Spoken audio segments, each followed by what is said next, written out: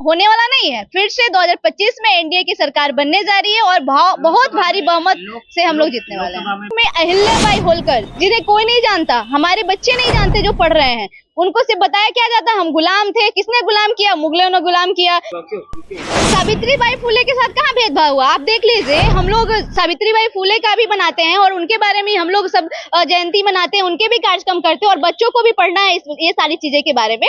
तो हम कहीं ना कहीं जो है हमारे देश की वीरांगनाएं में आती है और सावित्रीबाई फुले को भी भारतीय जनता पार्टी उतना ही सम्मान देती है जितना कि अहिल्याबाई होलकर जी को देती है।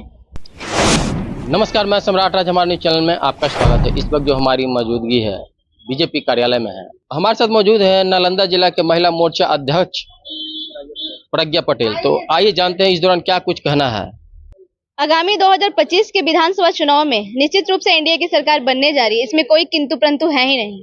जिस तरीके से विपक्षी लोग जो है 2005 के बाद उनका सफाया हुआ है, वो फिर से यहाँ पे आने वाले नहीं है। जंगल राज की सरकार फिर लौटने नहीं देंगे, क्योंकि जिस तरीके से जंगल राज में हम महिलाओं के साथ साथ बर्बरता हुई, आज की महिलाएं 2025 की जो नारियां हैं वो सशक्त हैं और समझदार हैं। आने वाले समय में और इस विधानसभा के चुनाव में उन्हें मुंहतोड़ जवाब देने का काम करेगी। लगता है जिस तरह से महिलाओं पे हाल ही में बेरोजगार, जिस तरह से बीपीएससी के बच्चे फिर महिला अभ्यर्थियों पर जो लाठियां बरती है, तो बर्बरता नहीं हो तो क्या हुआ? क्या आप जानते हैं, आप समझ सकते हैं कि लड़ाई झगड़ा से लाठी मार देने से बच्चे मान जाएंगे, अपना हक नहीं मांगेंगे सरकार से? देखिए, ये जो है विपक्ष की साजिश है। क्या साजिश? उसमें उस विपक्ष की ये साजिश है कि उसमें जो हमारे अभ्यर्थी थे, वो विपक्ष जो है वो चाह रही है कि किसी तरीके से हो हल्ला कर, दंगा फसाद कर। उनकी हमेशा से नीति रही है, जो अंग्रेज तो गए लेकिन फूट डालो और शासन करो वाली नीति यही छोड़ के गए। तो विपक्ष की भी यही नीति है कि फूट डालो और शासन करो। तो ये विपक्ष की रणनीति है और कुछ नहीं है। ये सिर्फ और सिर्फ किसी तरीके से चाहते हैं कि सत्ता में आ जाए और हिंसा और धार्मिक उन्माद फैला दे। ये उनकी रणनीति रही है और इससे कुछ होने वाला नहीं है। फिर से 2025 में एनडीए की सरकार बनने जा रही है और बहुत भारी बहुमत से हम लोग जीतने वाले हैं। लोकसभा में बीजेपी साफ कर दी, कोई महिला कैंडिडेट नहीं थी लोकसभा में चुनाव। क्या लगता है विधानसभा में कर पाएगी?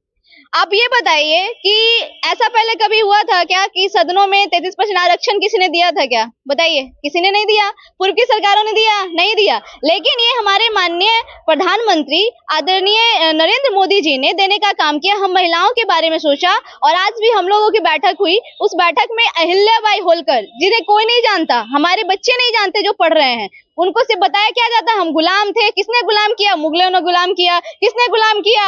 मुसलमानों ने गुलाम किया। तो ये सारी चीजें हम लोग पढ़ते आ रहे हैं और इससे क्या हमारे ब्रेन में ये जाता है कि तुम गुलाम हो। लेकिन ये नहीं बताया जाता जो हमारे भारत की शौर्य, हमारे भारत की महान जो वीरांगनाएं रही उनके बारे में नहीं पता होता है। तो ये सारी चीजें अगर उजागर आज करने का कोई काम कर रहा है तो भारतीय जनता पार्टी कर रही है और हमारे देश के यशस्वी प्रधानमंत्री आदरणीय नरेंद्र मोदी जी के नेतृत्व में हो रही है। आरक्षण की बात कर रहे हैं, ठीक है, भाजपा ने दी है, मान लेते हैं। तो लोकसभा में कितने % आपको सीट मिले बिहार से?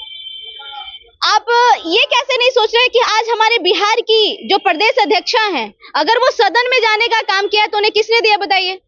हमारे देश के यशस्वी प्रधानमंत्री आदरणीय नरेंद्र मोदी जी ने, भारतीय जनता पार्टी ने उन्हें सदन में भेजने का काम किया। वो एक साधारण सी महिला, एक मध्यम वर्गीय परिवार से आती है और वो महिला जो है राज्यसभा के सदन में बैठने का अगर काम कर रही है तो किसके कारण कर रही है? भारतीय जनता पार्टी के कारण कर रही है, जो महिलाओं के बारे में सोचा। इसके पूर्व में कभी ऐसा हुआ था क्या? कभी नहीं हुआ था। आज यहाँ पे देख रहे हैं कि महिलाएं, आज बैठक होती है तो महिलाएं की भागीदारी जो कहते हैं 50% है, तो 50% आज दिखती है। क्यों दिखती है? सिर्फ और सिर्फ भारतीय जनता पार्टी और एनडीए की सरकार में सारी चीजें हो रही है।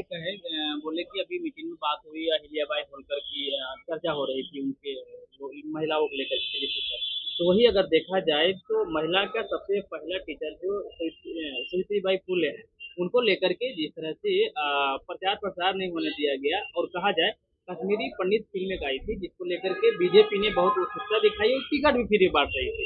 इस सावित्रीबाई फुले के साथ आके भेदभाव क्यों होता? सावित्रीबाई फुले के साथ कहाँ भेदभाव हुआ? आप देख लीजिए, हम लोग सावित्रीबाई फुले का भी बनाते हैं और उनके बारे में हम लोग सब जयंती मनाते हैं, उनके भी कार्यक्रम करते हैं और बच्चों को भी पढ़ना है ये सारी चीजें के बारे में।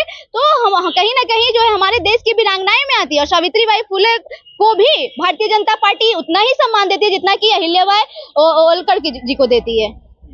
मतलब साफ साफ कहा जाए तो इस बार महिलाएं जो है बढ़ चढ़ के हिस्सा ले रही है बिहार विधानसभा में। बिल्कुल निश्चित रूप से आप देखिएगा आने वाले बिहार विधानसभा चुनाव में महिलाओं की भी भागीदारी होने जा रही है और ये तो समय ही बताएगा, क्योंकि समय से बड़ा कोई बलवान नहीं है। बीजेपी कितने सीटों पर चुनाव लड़ने जा रही है? ये तो पार्टी का निर्णय होगा और ये शीर्ष नेतृत्व इसके बारे में निर्णय लेंगे। मैं एक साधारण सी कार्यकर्ता हूँ और इस विषय में मैं कुछ नहीं कहना चाहूंगी। वही देखा जाए तो विपक्ष का कहना है कि हम लोग सत्ता में आने जा रहे हैं, जो माई बहन मान योजना है इसको लेकर क्या कहिएगा? अरे भाई, आपके पिताजी मुख्यमंत्री रहे, आपकी माताजी मुख्यमंत्री रही, आप खुद भी उप मुख्यमंत्री बने रहे, उसके बाद भी आप मान योजना और कौन योजना नहीं लाए। तो आज महिला जब विपक्ष में है तो प्रलोभन दे रहे हैं, जबकि 2025 की नारियां हैं, सशक्त नारियां हैं, समझदार नारियां हैं, पढ़ी लिखी नारियां हैं, उनको ये 2500 रुपया देने का जो प्रलोभन है वो मत दिखाइए। उनको दिखा ये तो सिर्फ और सिर्फ जिस तरीके से हमारे एनडीए के सरकार में माननीय मुख्यमंत्री जी ने, नीतीश कुमार जी ने हमारी बेटियों को जो साइकिल देने का काम किया, जिसके तहत वो घर से निकली और आज साक्षर हो रही है, 35% महिलाओं को जो है सरकारी नौकरी में उनको आरक्षण देने का काम किया, पंचायत चुनाव में 50% रिजर्वेशन दिया, तो ये ना बताइए आप वो माई बहन मान योजना 2500 रुपया का प्रलोभन चलने वाला नहीं है। तेजस्वी जी, आप जो है पूरी तरीके से फेल होने वाले हैं। फेलस्वी सरकार आपकी कभी नहीं बनेगी, आप पूरी तरीके से फेल हैं। आप सिर्फ और सिर्फ अपने परिवारवाद में ही लगे रहे, इससे ऊपर आप नहीं उठने वाले। अपना परिचय दीजिए। मैं प्रज्ञा भारती पटेल, नालंदा जिलाध्यक्ष भाजपा महिला मोर्चा।